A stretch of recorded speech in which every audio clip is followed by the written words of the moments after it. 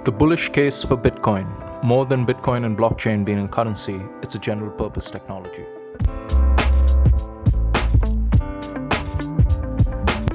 Yo, what's up? How's it going? Yo, what's up? I'm doing well. How is lockdown treating you? Oh man, it's been rough. But you know what's good about the lockdown is it finally gave me time to explore something that I really wish I'd started exploring earlier. The idea of decentralized economy established on blockchains and cryptocurrencies. It's just taken up so much of my mind share during COVID. I feel like it's helped me get through these times a little better. Yeah, it's one of the few things, I couldn't agree more. It's one of the few things that gives one some level of optimism for the future in such dark times. But I got to tell you, it's been extremely, like once you get into it, there's no end to it. Like you can just go deeper and deeper and deeper. And I'm finding that I have to pull myself back more often than get back into crypto. Yeah, no kidding. It's definitely a wormhole. What got you into, what interested you about blockchain or crypto? Why did you take it up? Where do I begin? So I think this first started out way back in 2014. We were working on a project with my coworkers, and it kind of came up in conversation during our sort of work talk.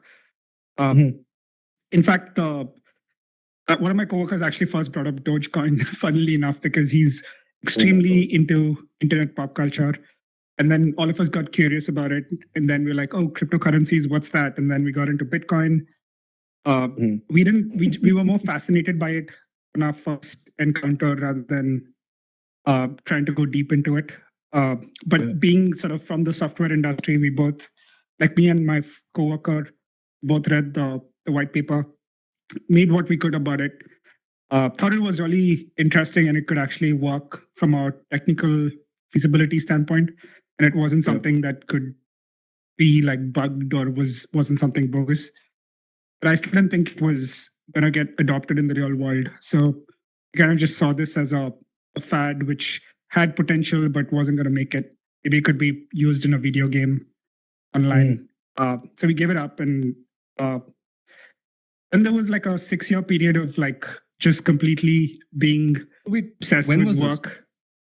Oh, yeah, you may have mentioned, but I think I missed it. When was this? 2014. Okay. 6-7 years ago. And it was like my own personal crypto winter from 2014 to earlier this year, actually, where talking about the lockdown, I ended up actually contracting COVID as hard as I tried to avoid it. So I had a 2-week, it wasn't too bad, but 2 weeks I was locked in my house, couldn't get out, had nothing to do, decided to take time off work. So that's when I encountered certain content on YouTube and generally on the internet about Bitcoin and crypto. And it kind of dawned on me how massively the space had grown. I completely missed out on the 2018 and the 2017, 2018 bull run with the IDOs. But yeah, I got into watch probably upwards of 20 to 30 hours of content about cryptocurrencies. And I was just blown away by, on one hand, blown away by how much the sector has grown and how much potential it had. And at the same time, how I could have been such a fool for ignoring it for so many years. Since then there's been no looking back. I've just been going deeper and deeper into the world that is the fire. Yeah. What about you? Have you been in this space for long? No. So I mean, and like you, I feel like I have a similar regrettable introduction to crypto even before it was a thing. For me, I first encountered it reading a book called Cryptonomicon by Neil Stephenson. If you haven't read any of his books, any one of them is amazing. If you're a sci-fi nerd, if you're a cyberpunk individual, if you're, I mean, his stuff is very varied, but Cryptonomicon specifically was actually about, it was about Nazi era gold and cryptocurrencies. And it talked about, world war and... It's fiction? Yeah. This is all fiction. That's insane. In fact, I should check it out. Go on. Yeah, this is all fiction. In fact, and that might be why it didn't maybe, capture my attention as something I should pay attention to. I felt it was more fictitious. It was more just fun and games, so to speak. But this was long back. This was a while back. And interestingly, I'm fairly conversant with cryptography. I mean, if you do any amount of study in information theory, or if you're familiar with Claude Shannon's work, then any of the Turing and any of those, the von Neumann and computer scientists of that era who helped overcome the encryption, the Enigma encryption that the Nazis used, you become familiar with cryptography and how it's very useful and things like that. So I really don't have an excuse for not paying attention. But like I was saying, I like you also mentioned, I felt like when I first heard about it, it was a little bit not relevant to the real world. But then very recently, some of the things that I've been struggling with are, the culture today in social media about about behavior on social media, how people interact with each other, the kind of content that gets created. And I was also watching movies, like you said, COVID, so sitting at home watching movies. I was watching movies like, I forget the name of this one, but there's Russell Crowe in it. And it's about journalism, essentially exposing the whole trickery behind how army efforts are contracted in the United States. I was watching that, and I was just thinking to myself that, man, how do you fix people's behaviors, right? How do you really get people to not do things which are not good for anybody but themselves? And even for themselves, perhaps it's only good in a very short term or narrow-minded way, right? It's not really good for them in the long term, I feel like. How do you influence people that way? And it was while exploring these concepts that I was reintroduced to the idea of Bitcoin and the idea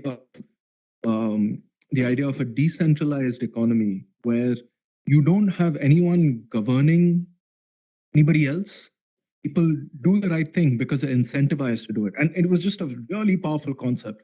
And that, like you, that was my kind of entry into the rabbit hole. And from there, it's just, so much. It's interesting that you mentioned, because it's like, how technology typically always goes through this adoption curve of there's this early minority that's kind of this super geeky section of the community that is just passionate about the tech itself. They don't care about making money. They don't care about adoption. They're just doing it because they love doing it. That's kind of like the cypherpunks in the crypto space. But if you look back at the way, based on what I've seen at least, the way the industry in blockchain has evolved, most of the technology experts didn't really think about like cryptocurrencies as money the way financial people look at it as money. From my decade plus experience in the software industry, you end up looking at the same dichotomy in the corporate environment where engineers and the scientists are just looking at it from a technology perspective, but they don't look at it from a business value perspective or a utility perspective. They try to, but like they're not as sort of experienced in that space. And it's only when people there's a bunch of really useful people to listen to on Twitter, on YouTube, on social media. Folks like Michael Saylor, Vijay, Boyapati, Robert Breedlove. they have amazing perspectives on the history of money and how money has sort of been the driving force of civilization, as well as money itself has evolved in so many ways over the thousands of years of human existence. Yeah. And all of them are convinced that Bitcoin specifically is probably the most revolutionary transformation of money in human history, which is pretty incredible if you think about it. And for those of you who don't know who these people are, they might seem like these guys are just like some random person with an opinion, but they're actually like you should listen to some of their content. In fact, Vijay Boyapati, he's coming out with a book shortly called The Bullish Case for Bitcoin. And he wrote a seminal article back in 2017 with the same name. And it's got a really good description of how people perceive value, why gold was seen as like such a valuable commodity, and kind of the evolution of money and what properties a particular currency needed to have before it could be like the necessary conditions, but not sufficient conditions for money to exist. And Bitcoin has had all the necessary conditions, but the sufficient conditions in terms of perception has kind of just started kicking off since the pandemic began. The kind of the broad adoption of Bitcoin as a safe haven. Safe haven is a wrong term to put it. It's kind of implying that you're using it to stash and hide your money, but safe haven from a inflation protection perspective, Bitcoin has seen massive adoption, and I think just on the same line of how it takes a while before non-technologically savvy people start perceiving and realizing the value of technology from a utility perspective and not from the underlying technology perspective.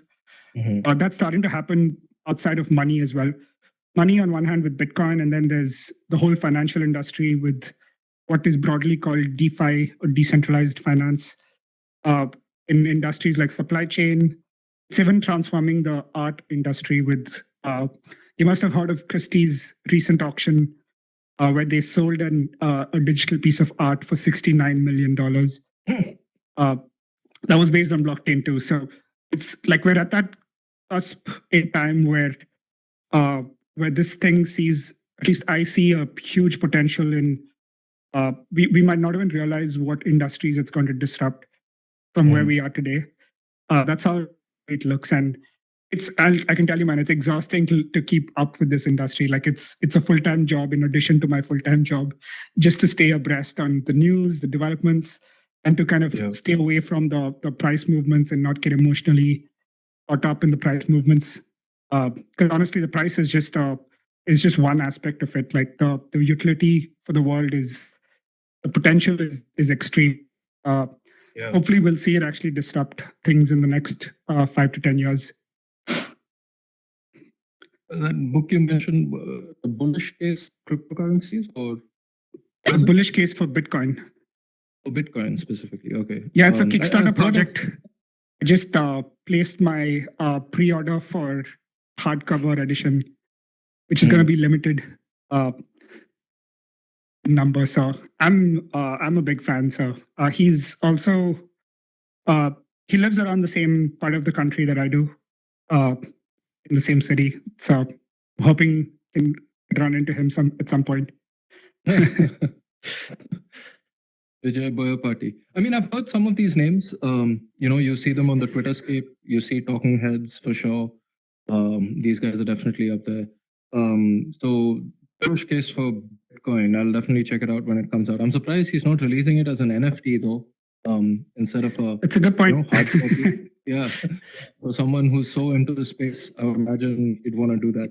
But I think there are a few other things that you mentioned that I think are important that I want to discuss with you. The idea that, so I think what you're saying is you're coming to the realization that Bitcoin, blockchain, and these innovations are more than it being a currency, it's really a general purpose technology. Is that correct? Oh, definitely. I think it's either as big or bigger than what the internet was in the 90s. So it goes way beyond railroad. Yeah, it's going to be a foundational sort of base infrastructure that a lot of applications can be built on top of.